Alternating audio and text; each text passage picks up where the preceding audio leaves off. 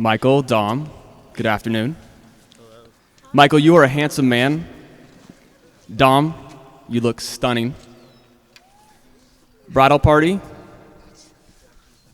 groomsmen, amazing, talented bunch, and everybody out here, family and friends, welcome to Topanga, where it's been an emotional 150-hour weather watch.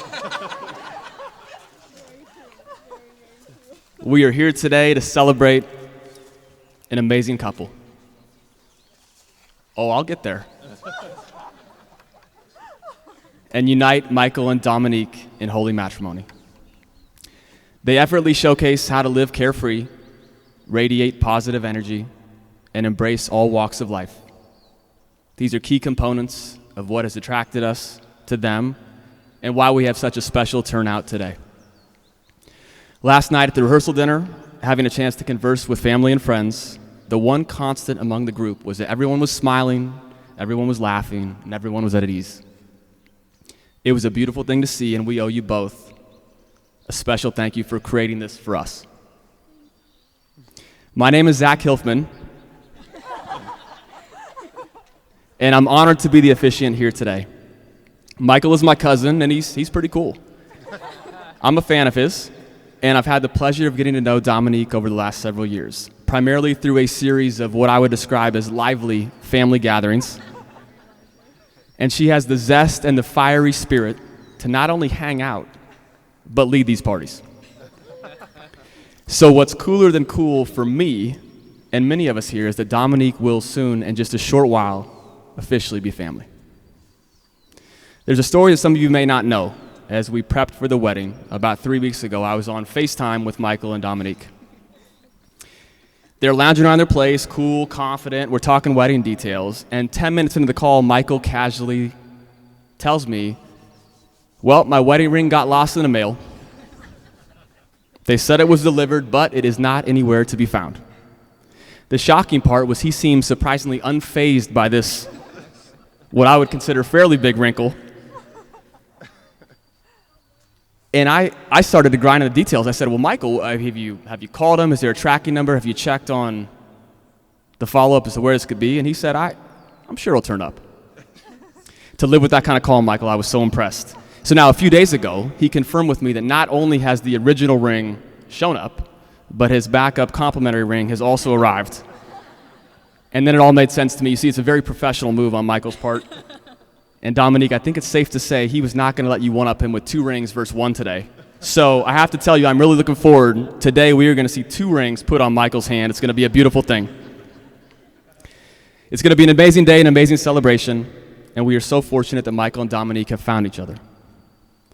Both Michael and Dominique's names mean of God or godlike, and it's fitting because it feels like a higher power brought this moment to be. Considering that at a very young age, both sets of their parents were told their children may not live. And here they are today living their best lives and absolutely in love with one another. How did we get here? Well, we got here with love, we got here with friendship, and a couple of miracle babies. These 2 lovebirds have a unique path that has brought them together. Dominique's parents moved from Ecuador in the pursuit of the American dream, and she was born and grew up in inner city LA with a passion for life, a philanthropic spirit, and a drive to be successful. Michael grew up in 2 distinct geographies, balancing his time between South Dakota and sunny California. An accomplished traveler by the age of 13, Michael built a great network around the country. As evidence of that and their global connection, here's a fun fact for you that Dominique shared with me. Over 40% of the attendees here today have traveled in from out of state or visiting us from another country. Woo!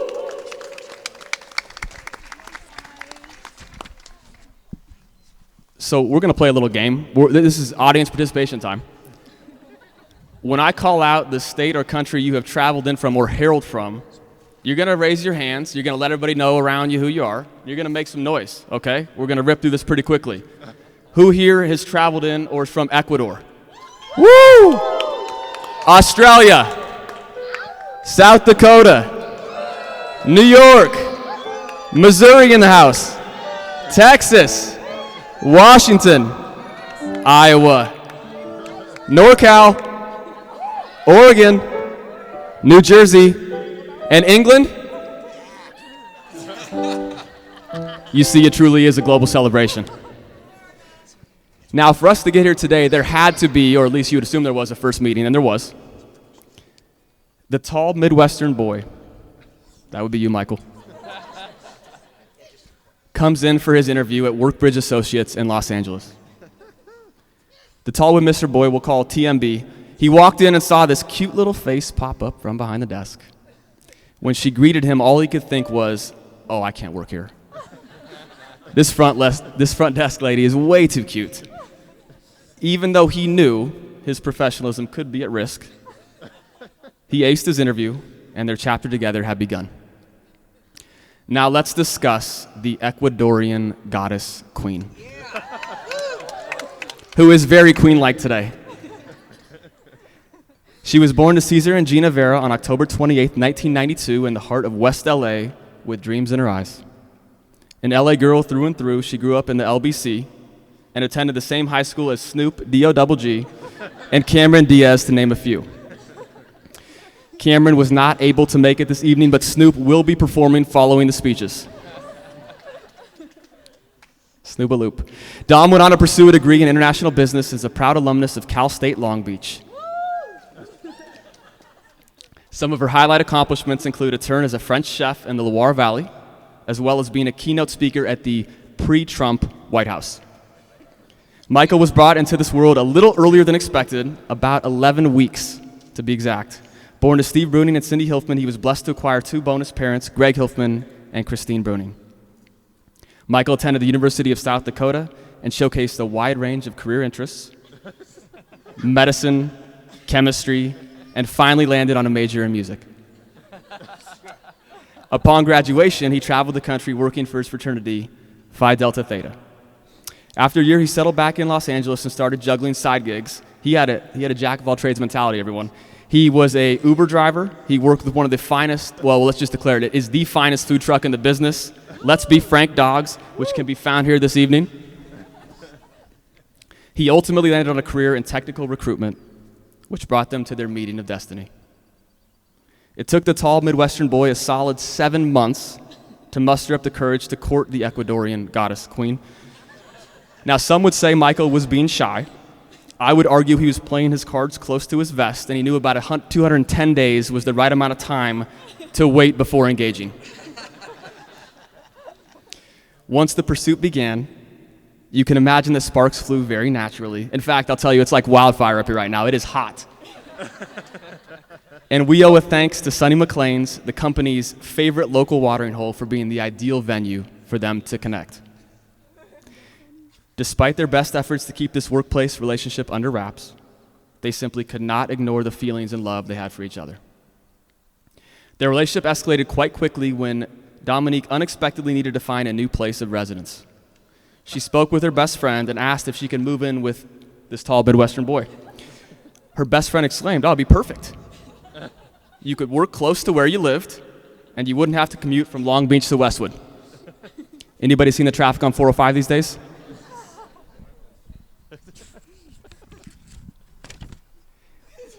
Their relationship evolved from dating to sharing a small West LA apartment together. Dominique landed her dream job at VCA, and they added 2 furry additions of their own, Dakota and Dublin. Now, a couple years in, and co-owners of dogs, you can understand the questions of, is she the one, started becoming quite the popular topic. After a magical weekend celebrating our late Grandpa Leon's life, may he rest in peace, Michael knew for sure that she was.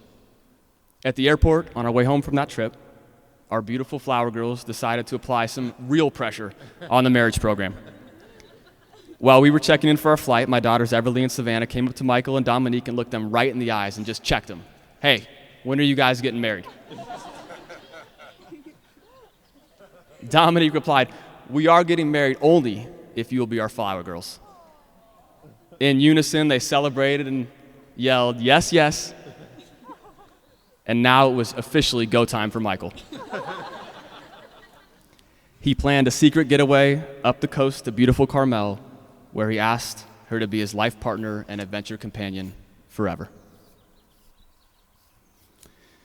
So that brings us to a moment where we want to hear a few more stories about how their love came to be. And to do that, we're going to go to Jennifer Lee and Scott Seiner. Jennifer?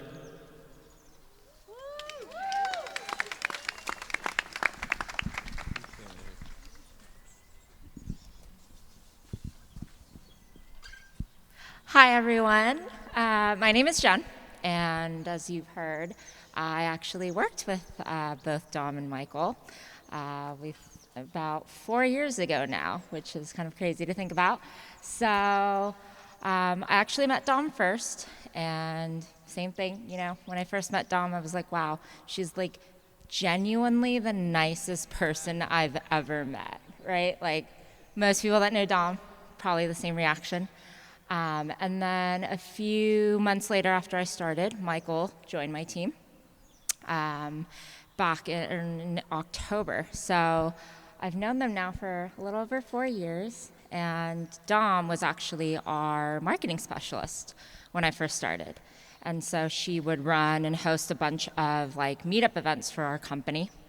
Michael started on the same team as me and did more so like the recruiting and the sales aspect of the job. And, I think one of the biggest things for me was I noticed early on, right, that they had a connection. I wasn't sure what connection that was exactly, right? But, they really bonded over, music, I want to say. I remember Michael was talking a lot about, going to Coachella and how excited he was. And, I'd be like, oh, I've never been to Coachella either. Like, what's that all about, right? And he's like, oh, it's like the best music event, blah, blah.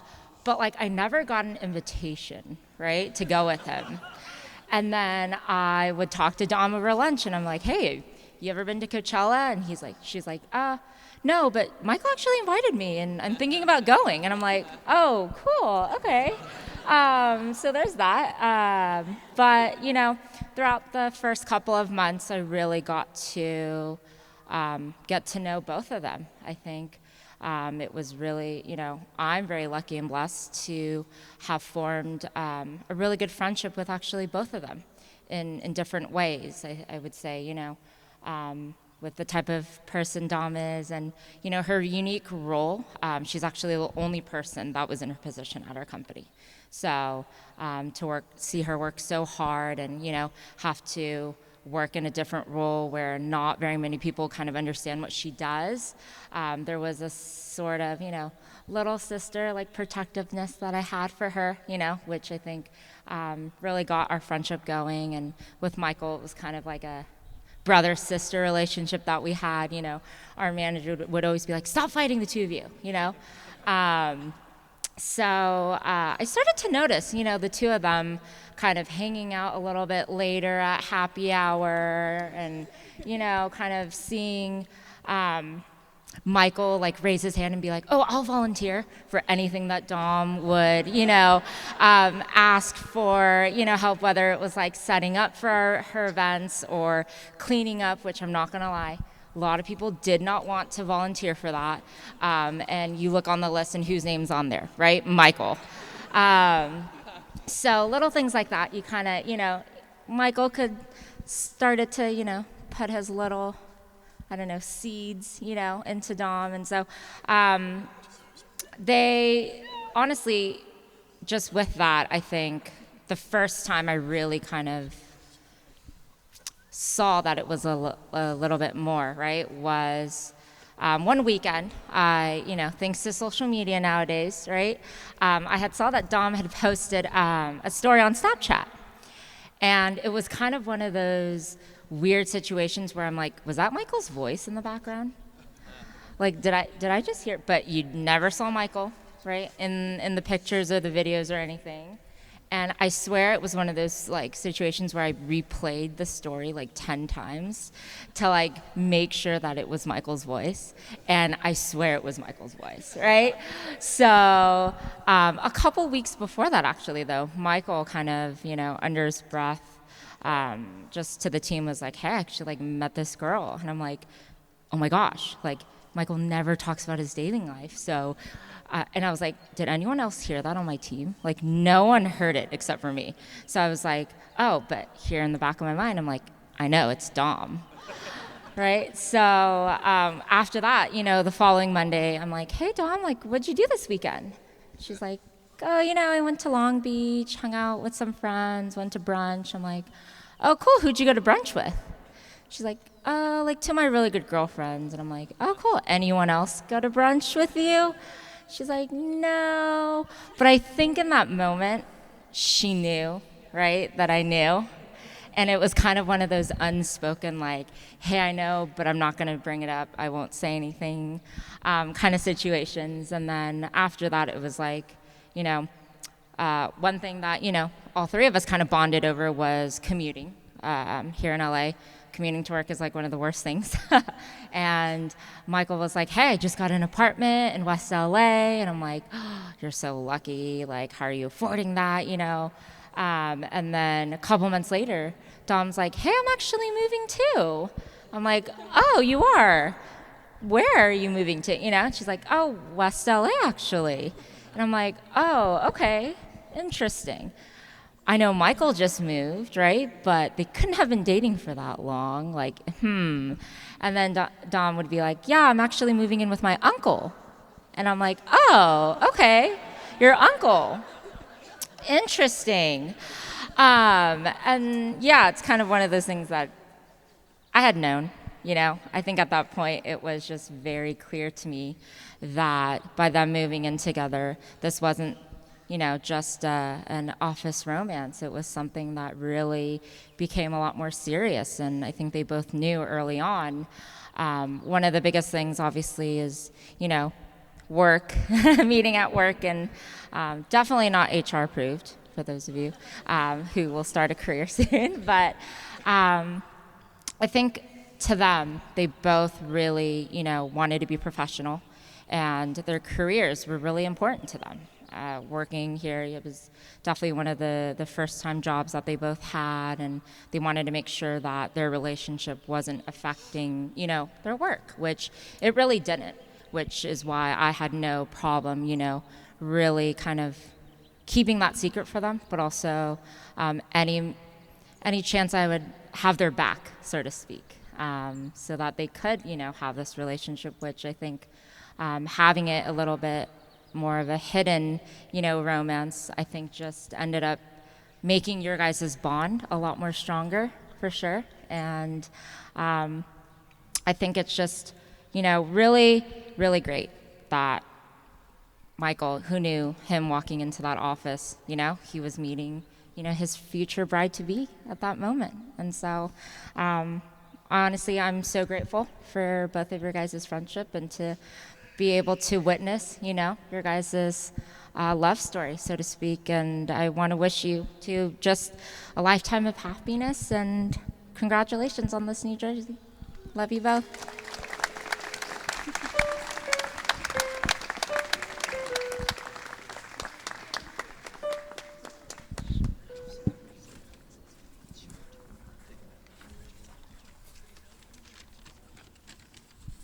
Hi. Props to Jen for mostly going off the cuff, but I'm more of a writer than a speaker, so I'm going to go by the book. All right. For those of you who don't know me, my name's Scott Snyder. I've been close friends with Dom for a long time and friends with Michael since shortly after their relationship became public. So they asked me to speak briefly about my perspective of how their relationships blossomed over the years and the effect that's had on the numerous people in their lives, many of whom are here today. So I first met Dom about 10 years ago at our mutual friend Noah Barrick's Halloween party. Even though I was more inebriated than I like to admit, I remember that I was wearing a full-on spandex Spider-Man costume, and she was dressed like a bumblebee, and for some reason she found my drunken antics amusing as we joked and laughed through the night. From there, we stayed in touch, seeing each other at many of the same social gatherings and bonding over music and positive vibes until we found ourselves becoming good friends. Dom and myself both kept wide circles of friends and acquaintances, which eventually gravitated together into a close group of regulars we lovingly refer to as the homies. Shout out to all the homies that are here today. Through college, we acted as cornerstones of the group, which expanded even further as our friendship devolved into the brother-sister relationship we have today. After college, we scrounged up what little money we had with a few other friends to rent a big house in Long Beach where I still live. We adopted an open-door policy to pretty much everyone we knew, and it quickly became a hub for everyone to spend time together and enjoy life. Dom referred to her room as the Gypsy Den, which featured an enormous bed and bohemian tapestries hanging from the ceiling, which fittingly captured her whimsical free spirit personality. It was sad when she finally moved out to live closer to the career she was building in LA, but the distance has not hampered our friendship. Being so close to Dom, I've always had high expectations for her significant other. She's always been an amazingly strong, independent woman, but also one of the most compassionate and caring people I've ever met. I felt she deserved someone who could share her zest for life without robbing her of her independence and gently supporting her in her seldom moments of weakness. Possibly because of these impossible standards, I was completely unaware of her and Michael's clandestine affair until the great reveal at my birthday almost exactly 3 years ago. As we've gotten older, it's gotten harder and harder to get everyone together in one place. But that night, about 15 of our closest friends assembled to see one of my favorite bands, Digitalism.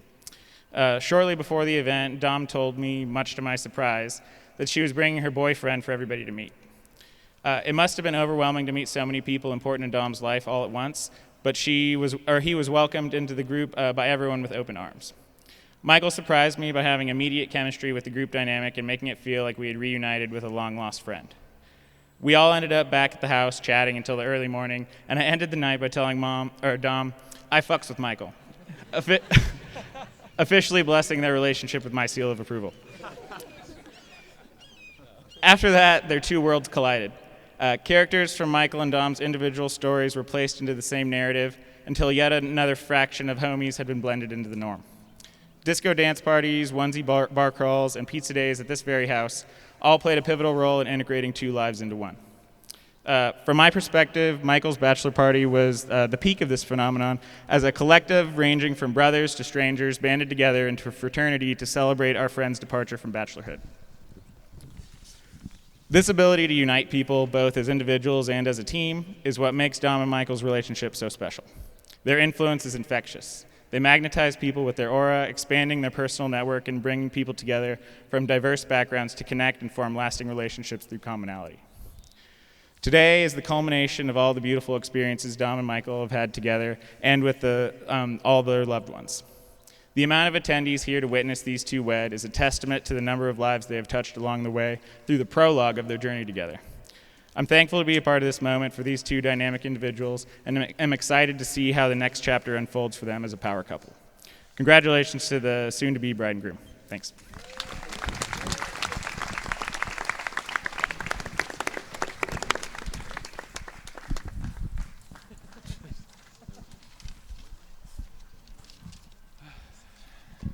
Forbidden love and gypsy dens.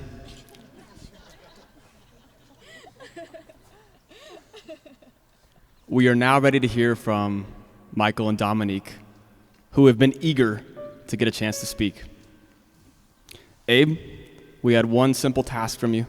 Do you have the rings? I know you do, Abe. Come on in.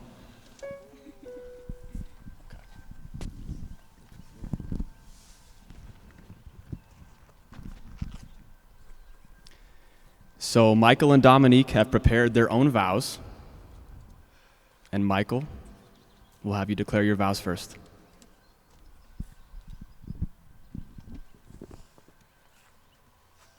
Dominique, let me figure out the logistics of this.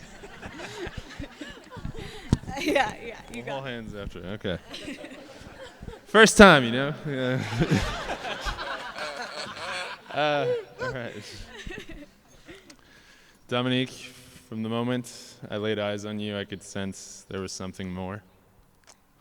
Your vibrant energy was infectious, only enhanced by the glowing of your smile from ear to ear, much like she's doing right now. You truly are one of a kind. I will always remember watching the sunrise with you from our bedroom window overlooking the freeway. And realizing that you had utterly stolen my heart, and I would never be complete again without you by my side. We had danced the night away without a care in the world because together we were greater than the sum of our parts.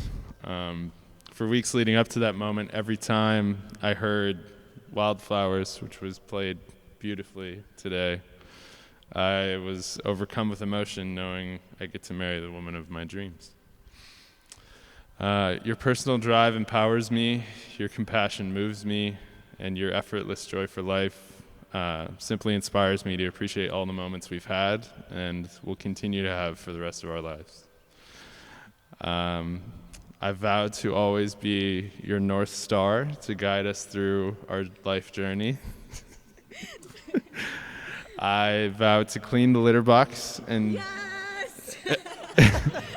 and diffuse the tension after Dublin destroys your plants. Yes!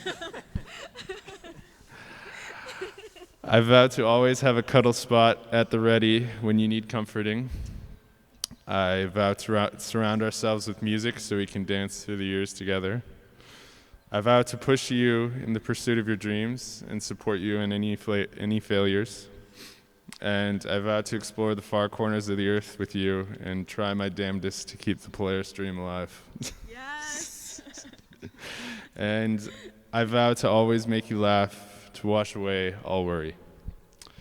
I couldn't have asked for a more welcoming reception into your world, and I have to thank your nucleus, Gina, Caesar, Michelle, Stephanie, for embracing me as a true member of the family. I vow to be the son you seek, to care and support your daughter at every turn, and the brother you look to whenever you need a friendly voice. And to you, my love, I vow to one day be the father that will put our family before all else. I will always and forever love you, my bada boop.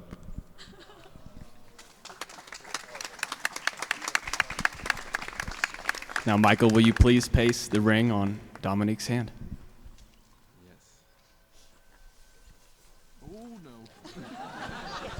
That was part of the plan, everybody. Come on now. Oh, it fits well.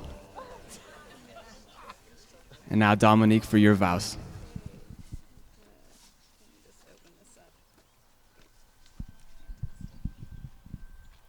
Well, if you are my friend or family, and if you have ever been in a car with me, you know I have a terrible sense of direction. And as fate would have it, one of the first things Michael told me when we first started dating was, I never get lost. So I knew it was over. Well, to take it a step back, I knew it was over when you reached down to take my hand that very first night we hit it off at Sunny's. And in that moment, I thought, I never want to let go. Not long after you started calling me your favorite, I remember the way it made me feel, like how it felt to be in your arms, wrapped in your embrace. Dear Michael Stephen Bruning, I vow to love you more every day and cherish you wholeheartedly from this day forward. I vow to be selfless and always put our family first. I vow to be the best wife, to be your support system, your rock, your cheerleader, and your team mom.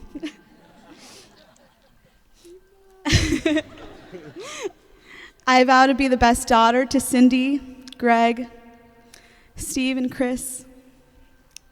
I vow to be the best mom to Dakota, Dublin, who isn't here, and our future kiddos.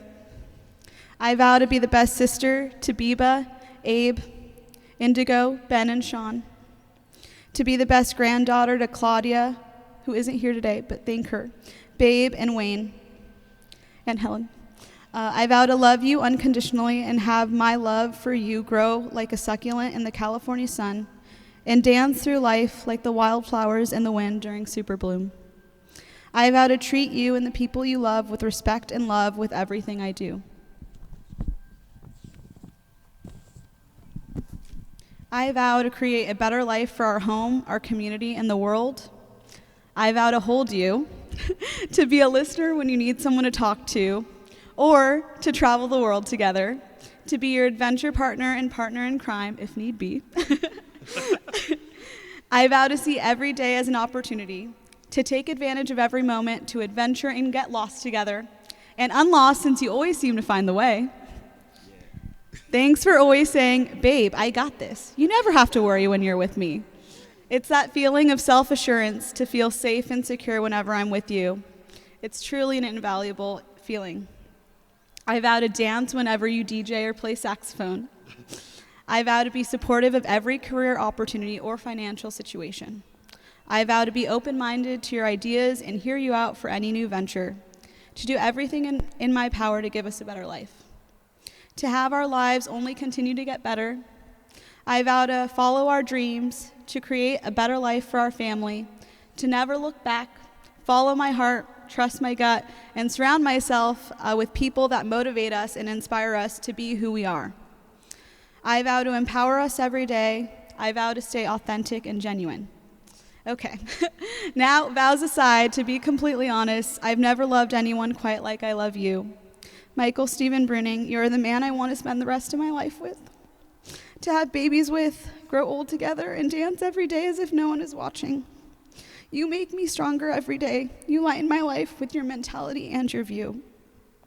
So it all stems from a story. It was a miracle we are both still alive today. Once being sick as a baby and coming from incubator beginnings, never in my wildest dreams did I think we'd be standing here today after our days at Workbridge LA. Shout out to Motion.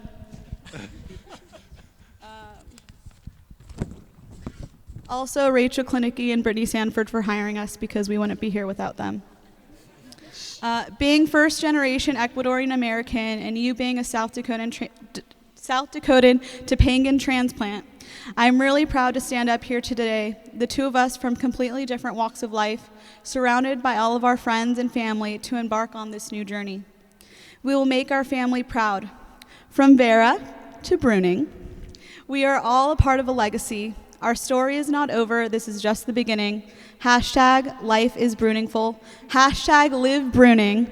Hashtag a Vera E. Bruningful wedding.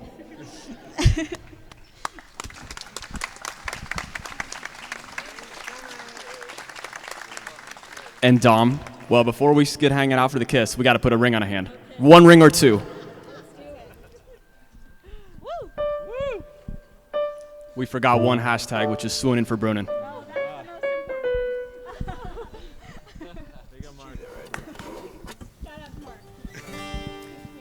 So bride and groom, you've heard the words about love and marriage. You've exchanged your vows and made your promises and celebrated your union with the giving and receiving of rings. It is at this time that I now pronounce you husband and wife.